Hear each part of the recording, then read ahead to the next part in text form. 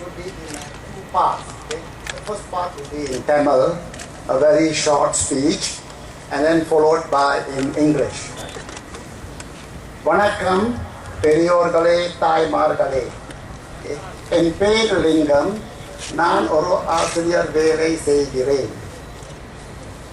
திரு தன்கின் Leon அவர்களை கடந்த உலக நிதி நெருக்கடியின் போது பல பொதுமக்களுக்கு உதவி செய்தார். அவர் ஒரு நேர்மையுள்ள மனிதர். அவருக்கு 5 நல்ல குணங்கள் இருக்கு. அவை: 1, உண்மை, அதாவது honesty. 2, நியாயம், அதாவது fairness. 3, துணிவு, அதாவது courage. 4, நல்ல மனப்பான்மை, அதாவது positive attitude. 5, பொதுமக்கள் சேவை, அதாவது public service. இந்த 5 குணங்கள் சேர்ந்து வந்தால் அவருடைய குறிக்கோள் இப்படித்தான் வரும்: மக்களின் குரல். அங்கே பாருங்க, மக்களின் குரல், the last word, okay, voice of the people. அவர் ஒரு பொது மக்களின் காவலர்.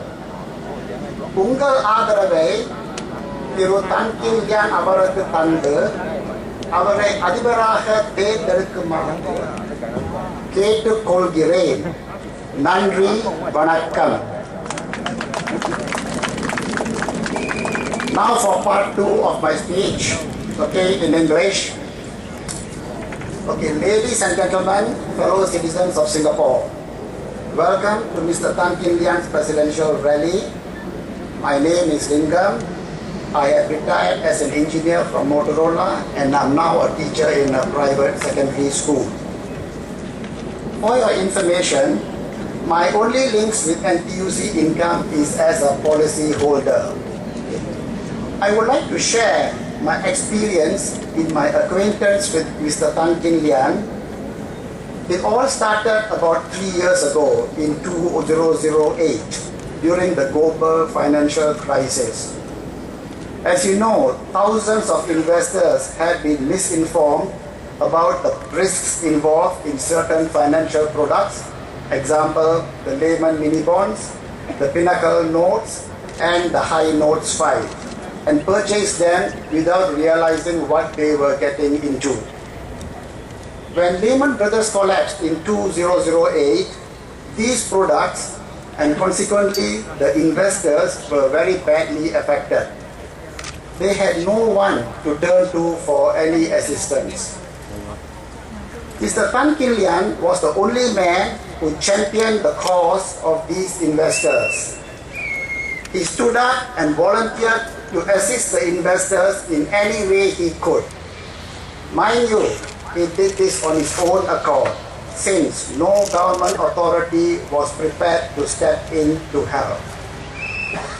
He analyzed the products carefully and found, to his horror, the products were highly toxic and unsuitable for the majority of casual investors.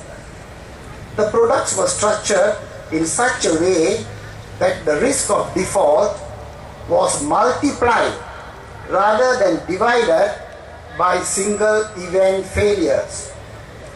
While these products were registered, they were allowed to be distributed freely by the banks. I was following this case closely. Mr. Thankin Lian mobilized several rallies at Speaker's Corner and spent several months educating the public about how to go about recovering these losses. He also provided advice on investments and insurance matters, especially how to evaluate a product to make sure that it gives a fair and reasonable return, and what are the pitfalls to avoid prior to investing. Mr. Tan organized several petitions, some of which were signed by thousands of investors, and submitted them to the relevant authorities. Regretfully, the authorities' response was very poor. Is this fair? I ask you, ladies and gentlemen, is this fair? No. If someone writes a letter to a government authority, the least that they can expect is some kind of response so that we can have a dialogue with them. But this was not forthcoming. Okay. This example, exemplifies one of Mr. Tan's core values, which is fairness. Fairness is one of his core values. Whatever one does, it should be fair to all parties concerned. And I personally subscribe to this viewpoint. Mr. Tan is not a man who quits easily. While all the rejections may have put off many people, he is not done yet. He tirelessly continued to pursue his objectives over the next few months and requested for further meetings with the various authorities. They were all turned down. Now this episode depicts the second aspect of his core values, which is namely courage.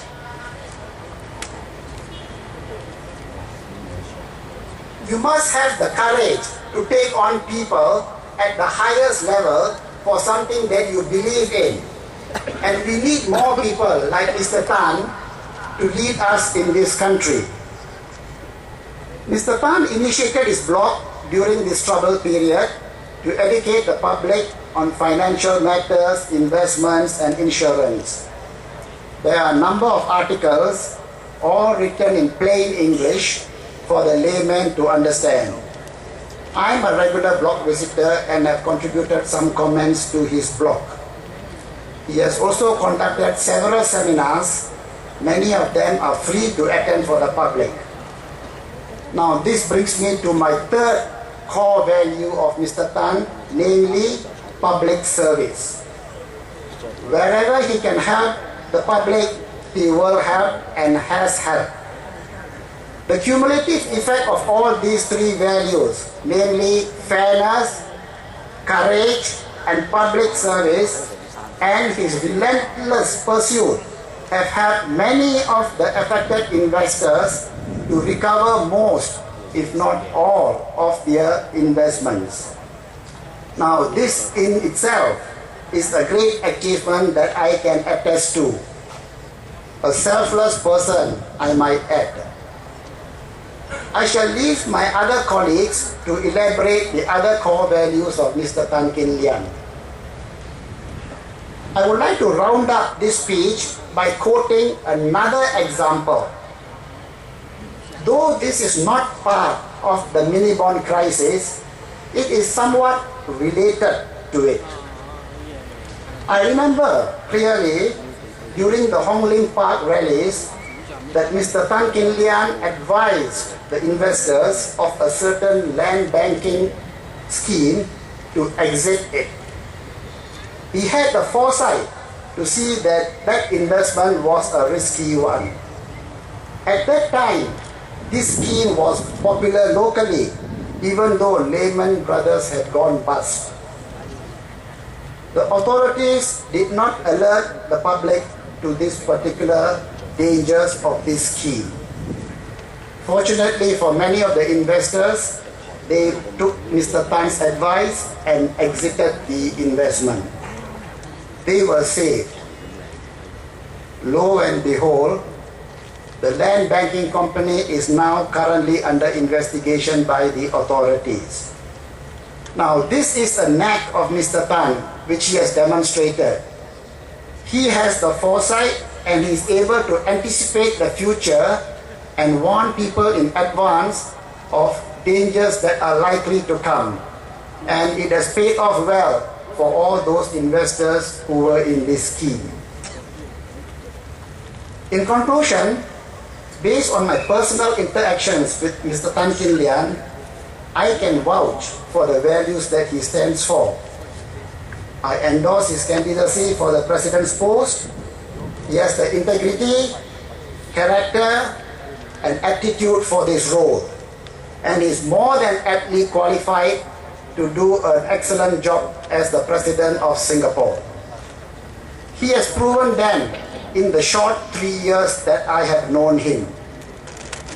I will vote for Mr. Tan Kin Lian, and I urge all of you to also vote for Tan Kin Lian.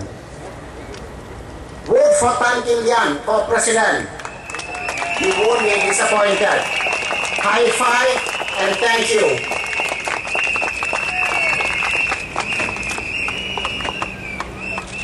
We don't have very pretty speakers, but we are very sincere speakers, and that was one of them.